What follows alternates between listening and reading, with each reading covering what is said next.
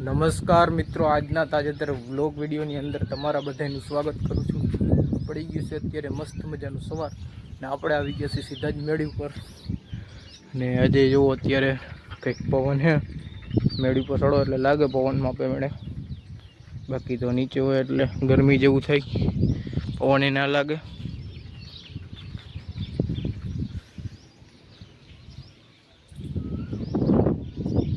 आज मापे मेड़े वादड़ा है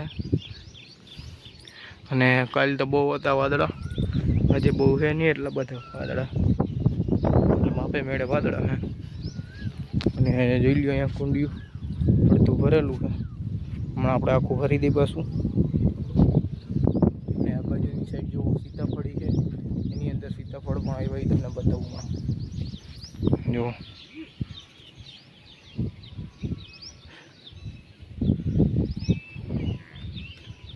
તમને દેખાતા છે, જો ઝીણા ઝીણા સીતાફળ આવ્યા। ચોમાસું આપણે હમણાં બેસી જાય એટલે સીતાફળ થઈ જાય આવડા મોટા બધા, પછી ખાવાની મજા આવે ભાઈ। હાલો હવે આપણે પાણી બદલાવી નાખીએ ઉડવા, અને પછી આગળ બ્લોગમાં તમને મળીએ। પછી આપણે નીચે આવ્યા હતા તો અહીંયા આપણે મગ ભેળવાનું કામ ચાલુ હતું। અત્યારે તમે જુઓ અડધા મગ ભેળાઈ ગયા છે ને અડધા બાકી છે, અને કંટુડામાં આપણે ભેળવાનું કામ ચાલુ છે।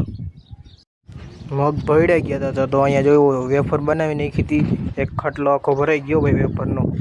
અને જોઈ લો વેફર બનાવી નાખી, આપણે ચાખીએ કેવી છે। કાચે કાચી દઈ બીઓ ભાઈ, ઓ ભાઈ કાચી તો ભાવે નહીં ભાઈ, થૂકી નાખીએ।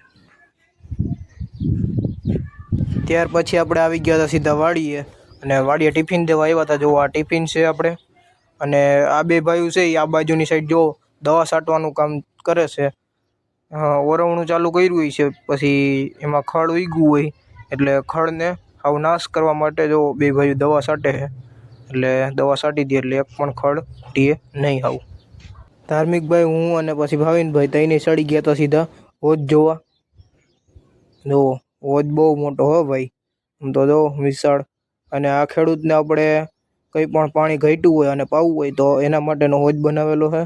અને આમાં નવાઈ પણ નહીં ભાઈ, ડૂબી જાય એવો છે મોટો હોજ। હોજ જોઈને પછી આપણે આ બાજુ નીકળી ગયા હતા, અને અહીંયા જો અત્યારે ઓરવણું હાલે જ છે અત્યારે કાલની જેમ, આજે પાણી પાય જ છે, જોઈ લ્યો તમે 4-4 માં જાય છે ભાઈ। અને ઓલી બાજુ જો ધાર્મિકભાઈ નાહી છે, આપણે તમને બતાવ્યું હમણાં કુંડો આ નવો બનાવ્યો, એમાં જોઈ લ્યો ધાર્મિકભાઈ સીધા પડી ગયા હતા નાવા। આવો ભાઈ, એને તો મજા આવી ગઈ નાવાની તડકાની। તો કાલે તમને વિડીયોમાં બતાવી હતી માંડવી, એ જ આ માંડવી છે અત્યારે। અને માંડવી જો એક હરખી સરસ મજાની ઉગી ગઈ છે, હાઈ ક્લાસ, જોઈ લ્યો, અને અવડી થઈ ગઈ છે। અને અહીંયા આ ભાઈએ માંડવી વાવી દીધી, અને હજી આપણે એમાં કંઈ ઠેકાણાય નથી, એટલે હજી આપણે માંડવી વાવવાની બાકી છે। અને માંડવી વાવાઈ ગઈ અને ઉગી પણ ગઈ, અને આ માંડવી જીવી થઈ છે ભાઈ, બાકી ખબર નથી આપણને, બાકી જીવી છે જઈ છે। આપણે આ ખેતરથી લઈને અને સામે છેક સુધી તમે જો ક્યાંય પણ કંઈ વસ્તુ તમને દેખાતી નહીં હોય વાવેલી, અને જ્યાં આપણે હમણાં ચોમાસું આવી જશે અને વાવેતર ચાલુ થઈ જશે ને, એટલે બધાય ખેતર તમને હાવ લીલાછમ દેખાય। અને આ પાડામાં આપણે એરડાનું વાવેતર કરવાનું છે, એટલે પડ્યું અત્યારે રોંઢાનો સમય, અને અત્યારે આપણે નાહી ધોઈને કમ્પ્લીટ થઈને બેઠા અહીંયા, હું અને દાદા ગઈ, જુઓ દાદા બેઠા। અને આ બાજુની સાઈડ જો આપણે આ ખંટુડો છે, એટલે કે આપણે આ મગને આમાં આરામથી તમે ભેળી શકો। જો આ રીતના બે મોટા મોટા પથ્થર હોય, અને આ પથ્થર છે આની ઉપર રાખી દેવાનો, અને પછી ફેરવવાનું, અને પછી વચમાં આ જે છે આ બાજુનું જોવા, આમાં તમારે મગ નાખી જવાના, અને આ હેન્ડલ દ્વારા આવી રીતના આમ ફેરવે જવાનું, એટલે મગ આરામથી ભેળાઈ જાય આમાંથી। આ એ માટે ઘંટુડો છે। જો આપણે ભરી લીધી સીધી ચાની રકાબી, અને ચા પીવા માંડ્યા આપણે।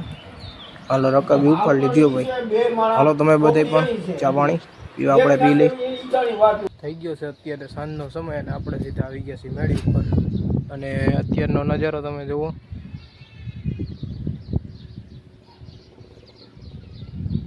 થોડીક વારની અંદર હજી સુરત દાદા અચમી જશે,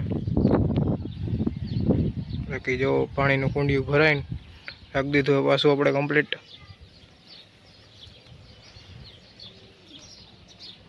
મેં તમને સવારે કીધું હતું એ રીતનું આમાં જો સીતાફળ દેખાય છે. સીતાફળ આવવા માંડ્યા છે. જો આ બાજુ ગૌ માતા બેઠા છે. અહીંથી સીધા આપણે રોડ જો ગાડી રોડ દેખાયો સીધો જ અહીંથી આપણા ઘરેથી. બાકી જો ધાર્મિક ભાઈ ને રમે છે મારા બાપા હે ત્યાં. અને જો અહીંયા કોઈક છોકરા જાય છે.